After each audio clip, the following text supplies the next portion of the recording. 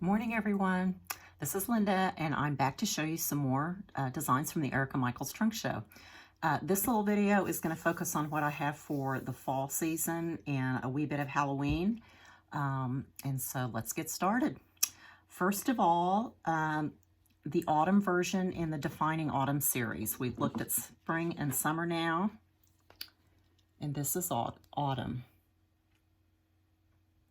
It's funny, and it wasn't until I was working on this series when I realized when you use the word autumn instead of fall, all four seasons are comprised of the same number of letters, 6. So it makes everything in this series the same 6 blocks up and down. The designs vary a little bit in width, but they all have the 6 blocks.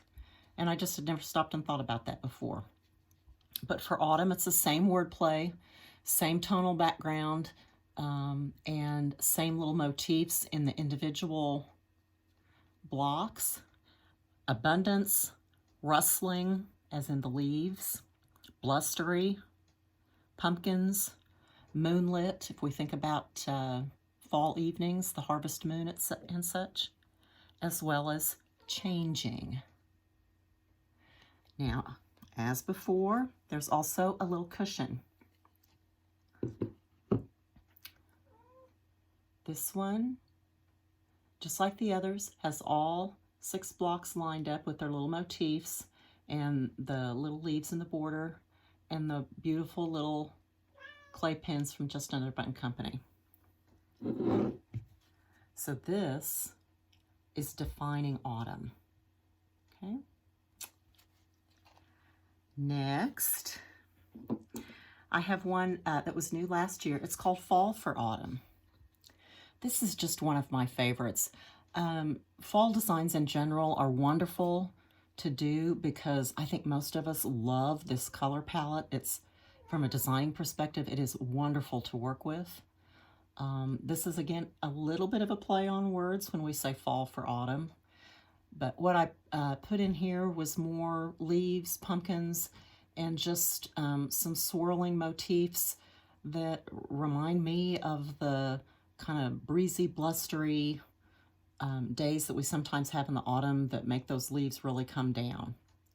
So this one's done on 40 count gauze. As always, these can be done on your favorite fabric. In this case, I would just select a fabric that provides a subtle contrast with those swirls in the background. You want them to stay somewhat subtle so that they don't overtake the other motifs. They're more of a background detail. Fall for autumn. Now I'm going to move on to Halloween. Let's do Stingy Jack. This all started as trying to come up with a way to do a berry as a pumpkin. And of course, I wasn't very happy with it because a pumpkin is not shaped like a berry. So I went this direction instead. And this is on linen. These are all on linen. I'll show you there's 5 different jacks in this chart pack, and this is one. And it's all based on, the title comes from the tale of Stingy Jack, which is one of the folk legends from where we got our jack-o'-lanterns. So you can read about it on my website or in my chart pack. But basically what I did is I created 5 little jack-o'-lantern faces, and I finished them in a tufting pincushion kind of way. So you can see where it's gathered there at the bottom, and it's gathered there at the top. Basically, these are a long rectangular piece of linen that you stitch on with the face in the middle, and then you sew it, the vertical seam, so it's a tube, and then you gather top and bottom, and you tuft.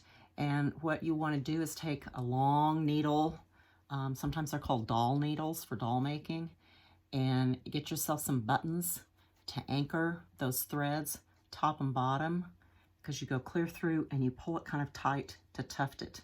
In this case, if you look at the top here, I've just got some wool and an old vintage button that I've layered the wool down underneath before I tuft, so it kind of fluffs the wool pieces a little bit rather than them laying flat. So that's the basic construction of all of these. This is the first one. I'm not going to be able to hold up all 5 together. This one is kind of funky. Come back here.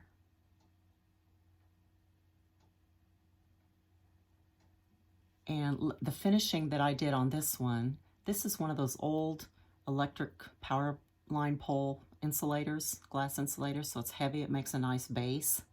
It's trimmed up with ribbon, and it's glued on here, but it's a little precarious, so I always hold this one here rather than holding him up here. But it's just a funky little face. The same tufting concept. Do you see the button there at the top? It's got some pins in it right now.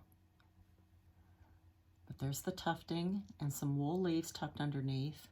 And in this case, I also stitched the words trick or treat right at the seam. This is a darker fabric, but there's a seam that goes right up here. And so this is another one of the 5 jacks. Okay, go to a little guy here now. This is just a little one. I stitched these on all different fabrics in the chart pack, just to give you all an idea of what you can do with these. It's really completely your personal preference, what count you stitch on, which kind of fabrics you stitch on. You could make them all the same in a real matchy-matchy set, or make them all different just with what you might have on hand. Simple little design. I also did a word at the back seam. It just says boo. And then obviously there's a button at the bottom to hold the tufting so the thread doesn't pop through. This one, it's tufted. There's those 3 wool leaves, but I stacked, I think there's 8 or 9 black buttons stacked up there, and it makes kind of a stem. So I really like how that one turned out. Next, I think I called this one, that I named all of them in the chart pack so you can kind of tell them apart. This one I think I called Scary Jack because he's kind of the meanest looking one of the bunch. And again, it's just a face, and the rest of it is blank. There's a seam up the back side, a button at the bottom,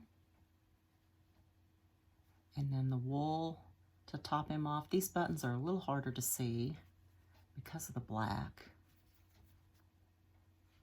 These all come from Just Another Button Company, part of their Just Pin and Pin Mini series, and they're really darling with these guys. So that's number 4. The last one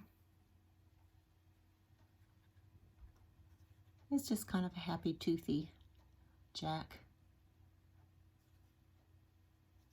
Back here on the back seam, it says 1031. There's the button at the bottom. I didn't do a button at the top here. Instead, there's some twine and some ribbon, and this is a piece of a cinnamon stick. You just kind of stuffed it in there and glued it in place so it doesn't pop out on you. And then I just put the ribbon and twine around that to kind of cover up any little places in the top that you maybe don't want to see. So that's the 5th jack. Remember, there's 5. And I can't hold them. There's 4 of them. And then here's the goofy one on the hot purple fabric. So Stingy Jack is the chart pack, and all 5 of those patterns, they're real quick to stitch because it's just a little face on the fabric.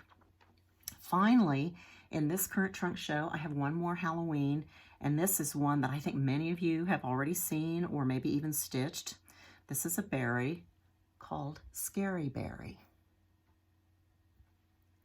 And what I did here, there's a haunted house, big full moon behind, little ghosts peeking out from the house and around. It's kind of a beat up house. There's a witch, tiny little witch flying above the moon. There's stars. There's a gnarly old tree with an itty bitty owl in it.